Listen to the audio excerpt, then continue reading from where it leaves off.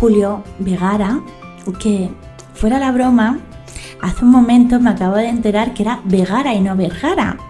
Yo siempre había pensado que era Julio Vergara y de repente me dice, no, hay que quitarle la R. Y hemos hecho el chiste de lo de Sofía Vergara, que dice que lo que más le gusta es el dinero. Hoy con Julio vamos a hablar de él, de por qué se hizo escritor, de dónde viene, un poco todas esas cosas que siempre queremos saber de los escritores y no nos ponen ni en su biografía ni en las entrevistas normales. Hola, Julio. Hola, Gigi. ¿Cómo estás? Bien. Cuéntame un poquito, ¿de dónde vienes tú? ¿De dónde eres? Yo soy de Mengiba, un pueblo de Jaén, a 24 kilómetros de Jaén. ¿Y qué haces viviendo en Granada? Por motivos de trabajo, pues me vine aquí. Y luego ya conocí a la rubia y ya pues de aquí no me sacan ni... La rubia es su mujer, hay que explicarlo todo. No vayamos a pensar que es una cerveza. No. La rubia es su mujer. Efectivamente. Desde hace ya años. Está felizmente casado, vamos a pensarlo así. Sí. Por ahora sí. Por ahora sí. Bueno, que dure. Que lo importante es tener proyectos de vida largos, como digo yo siempre. No, sí, nosotros tenemos un proyecto largo ahora. Y eso. ¿Y cómo acabas en Granada? ¿Por estudios o por trabajo? No, yo por trabajo. Yo estudié magisterio en Jaén. Ajá, estudiaste magisterio. Y después de terminar magisterio me preparé la oposición. Como no salió, yo estuve echando currículum por todos sitios y me llamaron de aquí, de una empresa de aquí de Granada, para que trabajase aquí.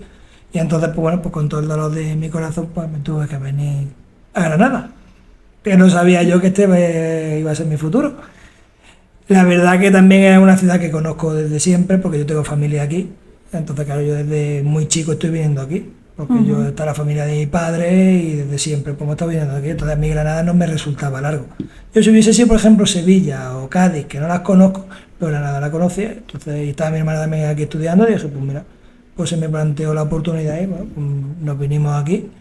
Y ya, pues bueno, empecé a trabajar, empecé a hacer 100.000 millones de cursos y de cosas. En 2009 conocí a Alicia y bueno, pues yo con Alicia tenía muy buena relación hasta que, bueno, nos fuimos a vivir juntos y nos casamos 6 meses después.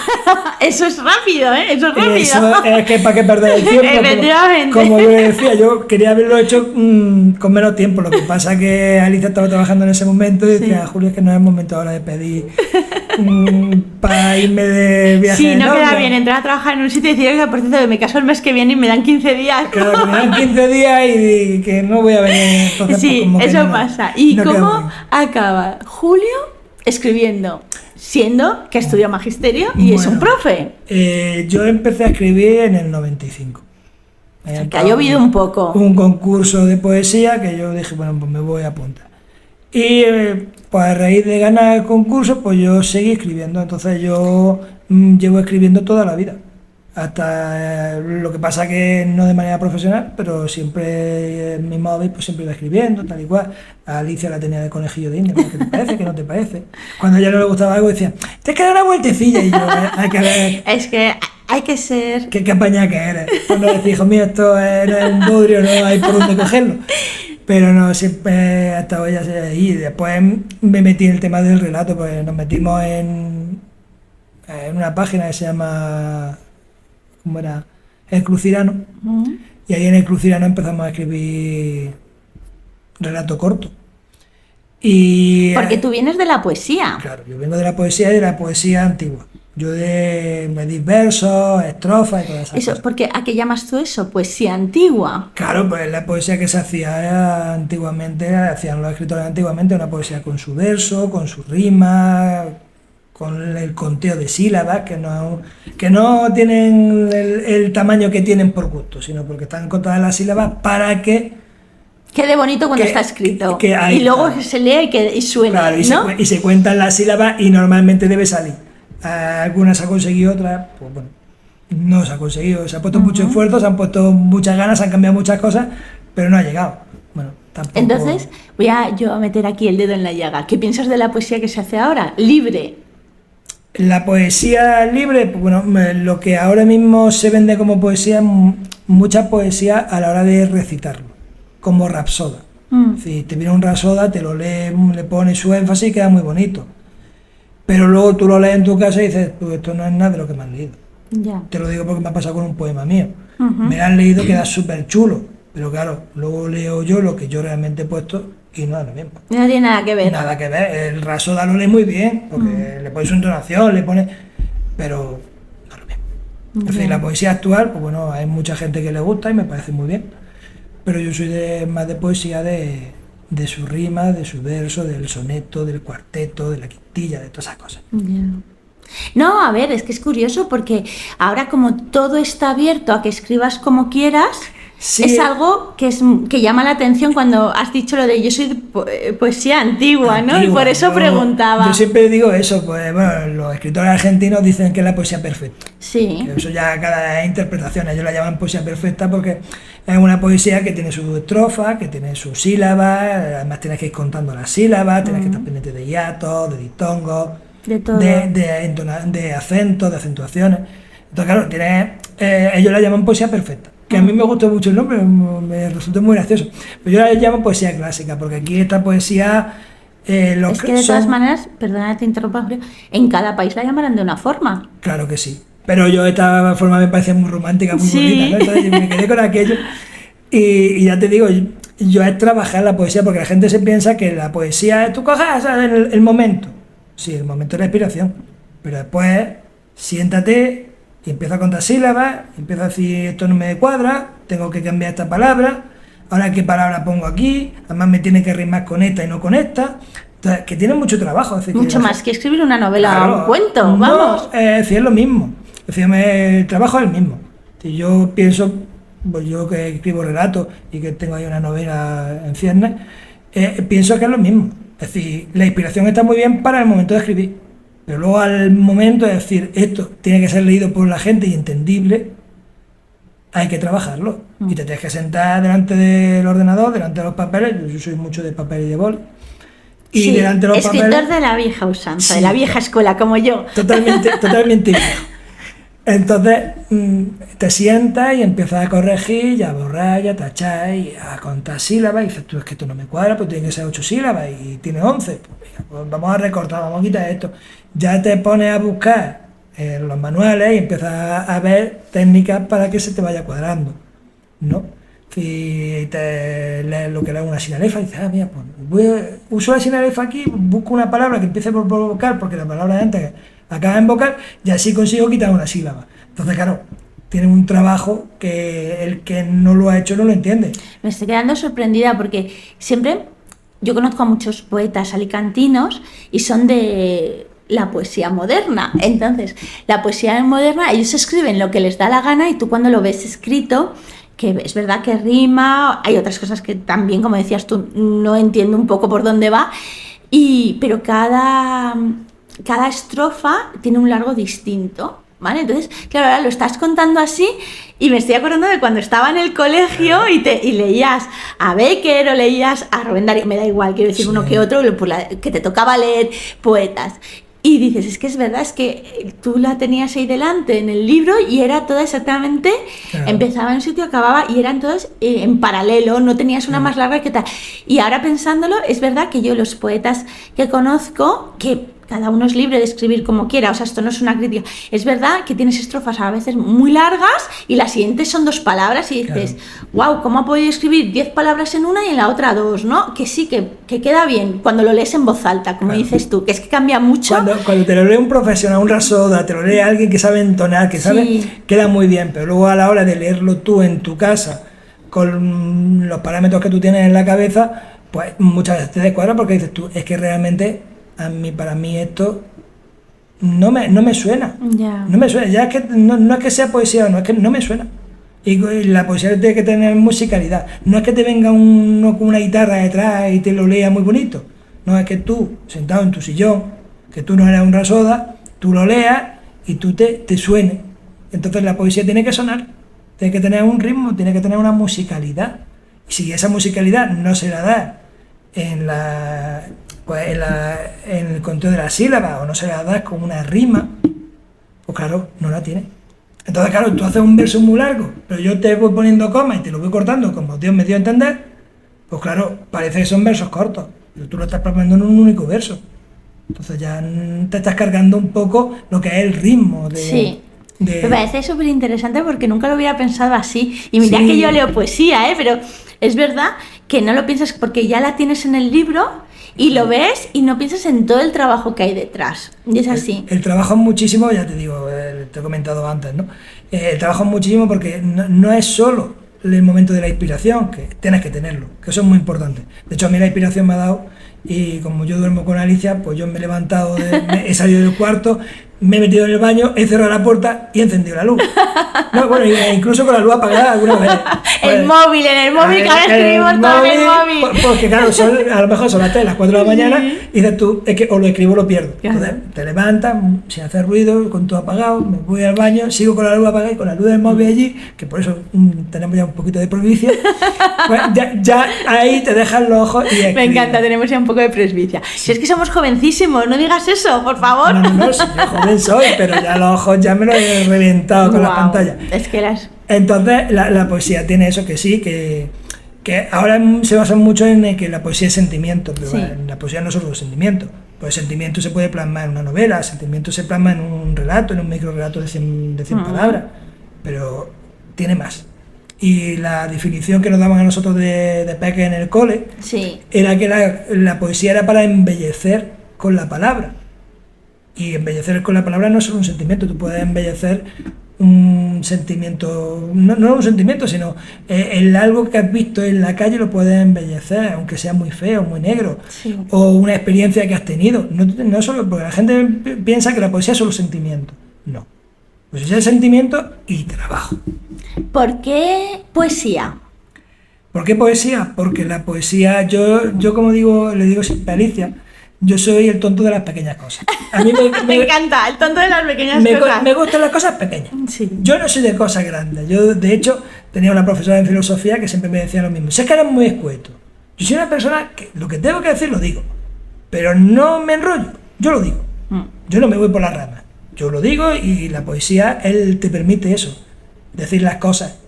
De una en manera poco espacio, bonita. pero buscando siempre la belleza en la manera de decir las cosas. Entonces, claro, yo veía que la poesía era lo que más se casaba conmigo.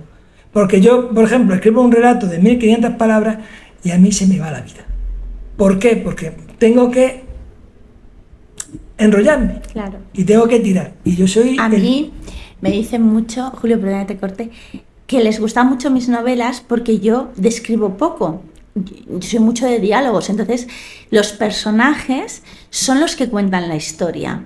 Y al final una poesía te cuenta una historia. Claro. Y tú lo que quieres es, mientras que la lees, disfrutarla. Entonces es una forma diferente de ver la poesía, o a lo mejor es la clásica que estábamos diciendo, pero es que es la poesía bonita. Es que realmente la poesía, el concepto que yo tengo como poesía es ese concepto que nos daban, ¿no? Es decir, es embellecer el lenguaje. Y darle belleza a las palabras, porque de hecho mucha gente me ha dicho, es que no entiendo lo que pone. Hay una cosa llamada diccionario que se coge, se lee y se Pero entiende. también tienes que tener en cuenta, por eso te preguntaba por qué poesía, ¿vale? Vale, nosotros tenemos una edad, tenemos 50 años, más o menos, no somos ni mayores ni estamos fenomenal en nuestro momento de vida. Pero sí que es verdad que nosotros venimos de una educación diferente a la que están teniendo ahora. Sí. El móvil ha hecho mucho daño, el WhatsApp, ¿vale? O el Messenger cuando empezamos nosotros, cuando empezó, o cualquier forma de mandarte mensajes. Entonces, es muy curioso porque es verdad que nosotros leíamos de otra manera y leíamos muchos clásicos y te obligaba a ir al diccionario a buscar, o simplemente tus profesores que eran de otra época, su vocabulario era distinto a cómo se utiliza ahora. Entonces es normal que mucha gente la poesía no digo que la aparte, pero sí es como poesía, yo para qué voy a leer esto si no lo voy a entender, ¿sabes? Y pienso que también es por cómo hemos perdido el vocabulario. Sí, de hecho, uno de los motivos por los que la gente no compra poesía, porque no lo dice, es que yo no entiendo la poesía.